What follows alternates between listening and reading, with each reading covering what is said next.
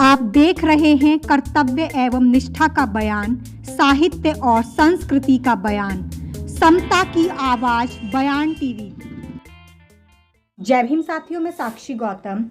बौद्ध विद्वानों की श्रेणी में प्रोफेसर हरीश चंद्र जोशी का नाम आता है। ये केवल बौद्ध विद्वान ही नहीं बल्कि एक कुशल कलाकार भी हैं। यह बात बहुत कम लोगों को पता है।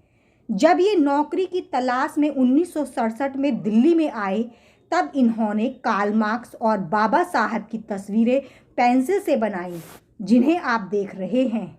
ये कोई कला में प्रशिक्षित व्यक्ति नहीं थे, बल्कि अपने भाई से चित्रकला करते करते चित्रकला सीखी थी। ऐसे चित्रकार की कहानी सुनिए उन्हीं की जबान से। शहीद भगत सिंह कॉलेज में मेरा रेगुलर अपॉइंटमेंट हुआ, तो उसके पहले कुछ अपॉइंटमेंट को लेकर परेशान भी था। तो उस पीरियड में ये मेरा एक स्टूडेंट था पंजाब से, जोगिंदर सिंह। तो वो लड़के ने हरीश सिंह ने जो प्रकाशन छापा था फोटो कलेक्शन बाबा साहब का, तो वो लड़का उसने मेरे को बाबा साहब के बारे में बताया। और उसके पहले भी मैं जब नॉर्थ एवेन्यू में रहता था मेरी माता के घर में, तो वहाँ श्रीकांत वर्मा जो प्रसिद्ध लेखक थे और कवि थे, छत्तीसगढ़ से, बिलासपुर से, उनके पास ये जो किताब है समकालीनों की नज़रों में मार्क्स और एंगल्स, इसका बड़ा साइज अंग्रेजी का था।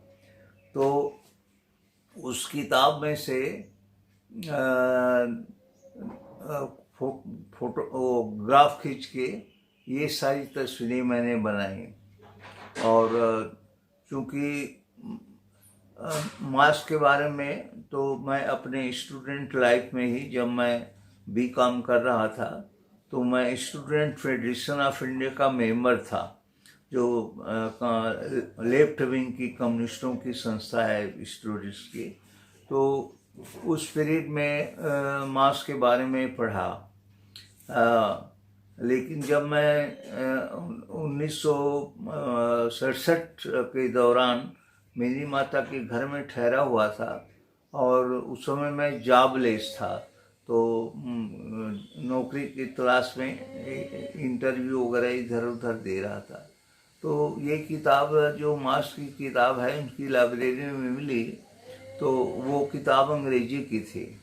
तो उस किताब को फिर मैंने पढ़ना शुरू किया। तो मार्क्स के प्रति तो मेरी स्टूडेंट लाइफ से ही अटैचमेंट था, और बाबा साहब के बारे में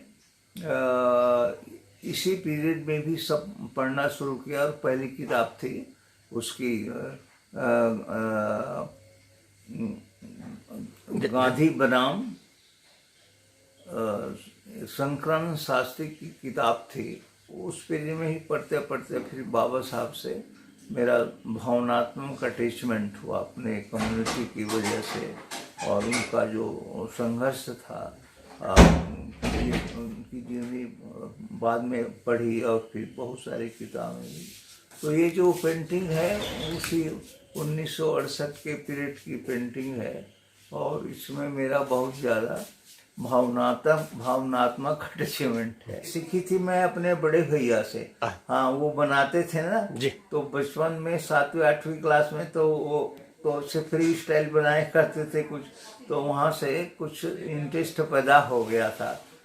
तो फिर इसमें जब मेरी नौकरी लगी लेक्चररशिप की शहीद भगत सिंह कॉलेज में, तो उस पीरियड में फिर बोर्ड वगैरह लाया और ग्राफ खींच के मैं बना देता था। तो ये पेंटिंग करीब करीब मैं 3-4 घंटे में तैयार कर देता था। तो ये इस पेंटिंग की कहानी है। तो सिटी में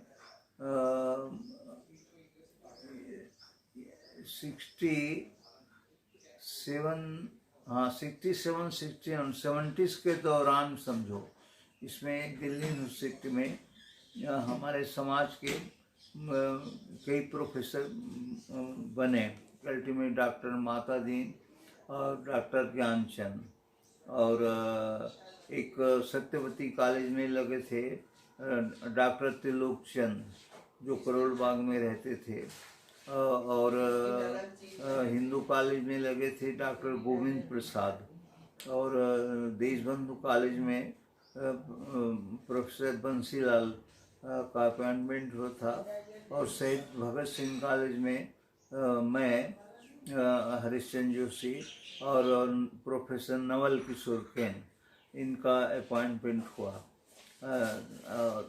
अब लेकिन आज के हालात में इनमें मैं और प्रोफेसर केन ही जिंदा हैं, और बाकी सबकी देहावसान हो गया है।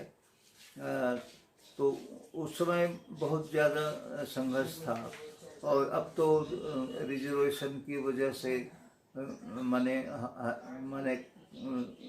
समझो कि सभी कॉलेज में लगे हुए हैं, 1000 से भी ज़्यादा हो सकता है। डॉक्टर गौतम ने ये जो किताब छापी है बाबा साहब के उस पर, अम्बेडकर जन संचार, ये जो आपका जो वर्क है ये इतना ऐतिहासिक है, एकदम ओरिजिनल है, और आज तक इस तरह का काम भारत में नहीं हुआ जो आपने किया हुआ है। इसलिए इस प्रकाशन के लिए मैं आपको अपने तहे दिल से बधाई भी देता हूँ कि आपने इतना अच्छा काम किया है कि दिल खुश हो गया है इसको देख करके।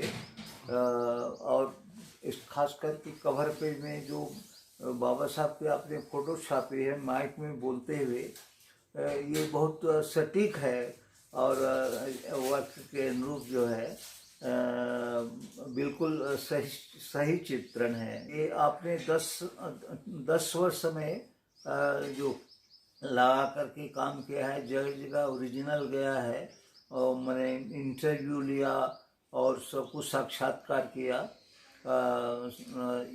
तो ये इतना